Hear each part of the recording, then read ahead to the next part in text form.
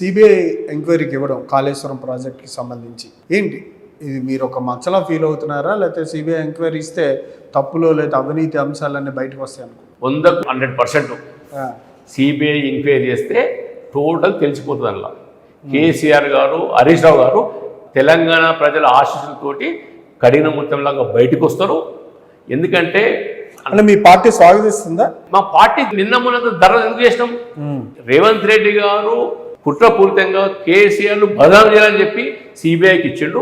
నీ దమ్ముంటే నీ చేతిలో వనరులు ఉన్నాయి, నీ చేతిలో ప్రభుత్వం ఉంది, నీ చేతిలో పోలీస్ యంత్రాంగం ఉంది, నీ చేతిలో సిట్ ఉంది కదా, నువ్వు విచారణ చేయాలి కదా. 31వ తారీఖు అర్ధరాత్రి నువ్వు సిబిఐకి ఇస్తావు, 30వ తారీఖు ఒక మీటింగ్ నువ్వు ఏం చెప్తావు? సిబిఐ కేంద్ర ప్రభుత్వ జేబు సంస్థ, సిబిఐ మోడీ జేబు సంస్థ అని చెప్పి నువ్వు చెప్తావు, సిబిఐని తిడతావు, మళ్ళీ సిబిఐకి ఇస్తావు. నువ్వే కాదు, నీ రాహుల్ గాంధీ సిబిఐని తిడుతుండే కదా, బీహార్లో తిట్టాడు కదా సిబిఐని. మరి తెల్లారి నువ్వు సిబిఐకి ఎందుకు ఇస్తున్నావు?